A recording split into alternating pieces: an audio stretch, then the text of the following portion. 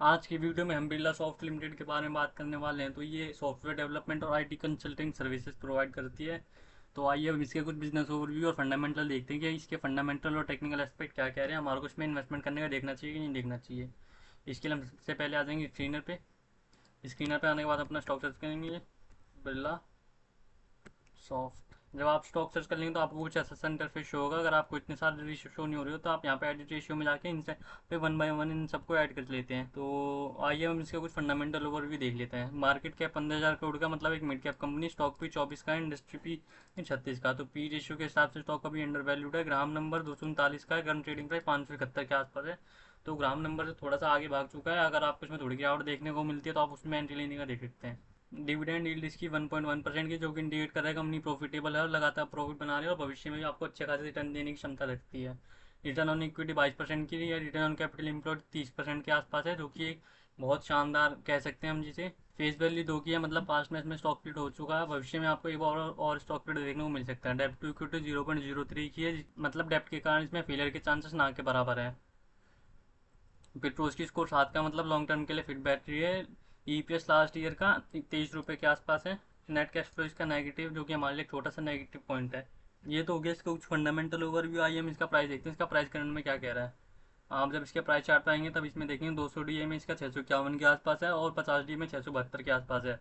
और current trading price देखें तो इसका करंट ट्रेडिंग और 571 के आसपास है। तो अपनी डेली मूविंग एवरेजेस के हिसाब से स्टॉक अभी आपको अच्छी वैल्यूएशन पे मिल रहा है।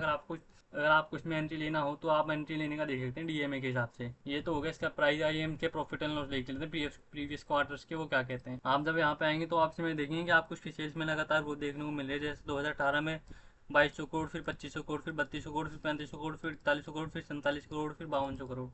और ऐसे जब आप इसके प्रॉफिट देंगे तो आपको प्रॉफिट में भी आपको इसके लगातार ग्रोथ देखने को मिलेगी। जैसे 254 करोड़, फिर 292 करोड़, फिर 224 करोड़, फिर 321 करोड़, फिर 454 करोड़, फिर एक छोटी सी गिरावट है 332। फिर लास्ट फाइनेंशियल ईयर में इसने 624 करोड़ का नेट प्रॉफिट बुक किया है। तो अगर आपको कोई भी स्टॉक अगर आपको लगातार सेल्स में ग्रोथ दिखा रही है और अपने नेट प्रॉफिट में भी अगर आपको ग्रोथ दिखा रहा है तो वो इंडिकेट करता है कि स्टॉक आपको भविष्य में भी अच्छा खासा रिटर्न दे सकता है। तो ये तो हो गया इसका कुछ प्रॉफिट एंड लॉस। आइए हम इसके इन्वेस्टर देखते हैं, इन्वेस्टर्स क्या कहते हैं।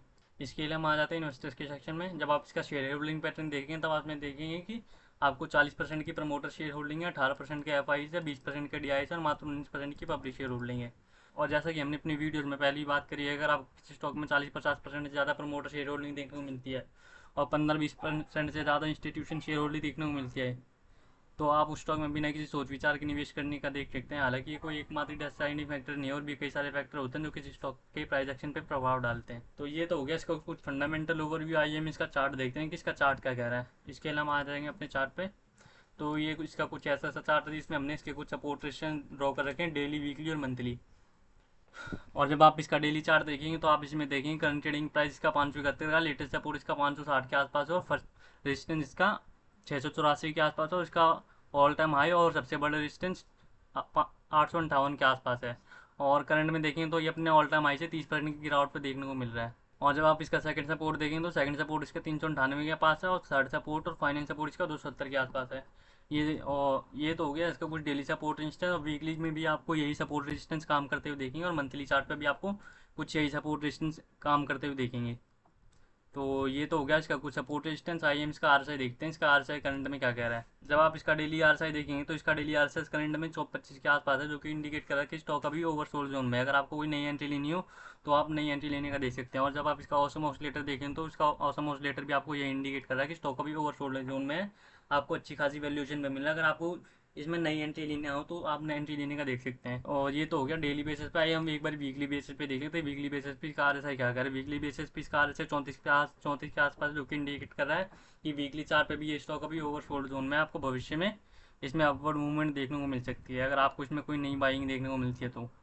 और मंथली चार्ट पे देखेंगे तब आप मंथली चार्ट पे इसका आर एस आई करंट में 53 के आसपास, जो कि इंडिकेट करे कि स्टॉक अभी न्यूट्रल जोन में। आपको इसमें थोड़ी और गिरावट देखने को भी मिल सकती है आने वाले कुछ समय में। ये तो हो गया इसका कुछ सपोर्ट रेजिस्टेंस और R S I I am. इसके कुछ मार्केट सेंटीमेंट देखते हैं कि इसके मार्केट सेंटीमेंट क्या कह रहे हैं। इसके लिए हम आ जाएंगे एनएससी की वेबसाइट पे। एनएससी की वेबसाइट पे आने के बाद यहाँ पे आएंगे रिसोर्स के सेक्शन में, security wise price volume market पे। यहाँ पे आने के बाद हम अपना स्टॉक सर्च कर लेंगे, बिरला सॉफ्ट। जब आप इसका एक मंथ का डाटा खोलेंगे तब आप देखेंगे इसके जो कुछ लास्ट के ट्रेडिंग सेशन है उसमें आपको जो टोटल ट्रेड हो रही है उसमें डिलीवरी परसेंटेज आपको कम देखने को मिल रहा है, जो कि इंडिकेट करता है कि सेलर्स आ भी है।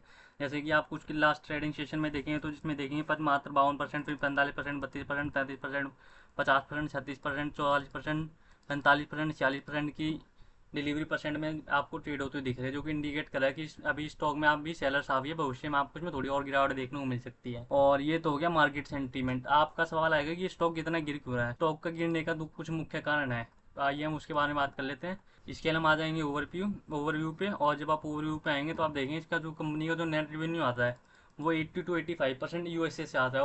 और आप सभी जानते हैं कि यूएसए में भी वर्तमान में क्या स्थिति चल रही है, वहाँ पे अनएम्प्लॉयमेंट रेट काफ़ी हाई है और जो बैंक इंटरेस्ट रेट है उनमें भी इंक्रीज देखने को मिला है।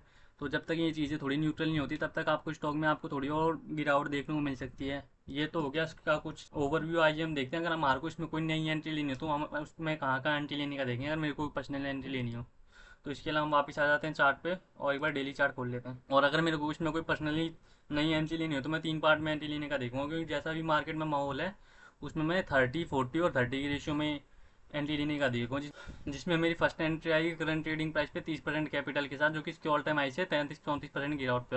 और जिसमें मेरी सेकंड एंट्री आएगी 400 के आसपास 40% कैपिटल के साथ, और मेरी थर्ड और लास्ट एंट्री आएगी 272 के आसपास। अगर मेरे को इसका प्राइस देखने को मिलता है तो मैं रिमेनिंग 30% कैपिटल के साथ इसमें मैं एंट्री लेने का देखूंगा।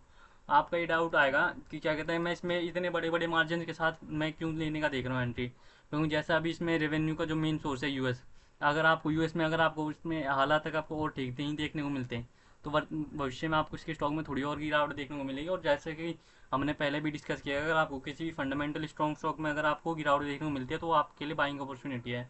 और ये केवल और केवल हमारी रिसर्च है, आपको किसी भी प्रकार की फाइनेंशियल एडवाइस नहीं है। यदि आपको किसी भी प्रकार का वो निवेश करना हो तो उससे पहले आप वो रिसर्च जरूर से जरूर करें।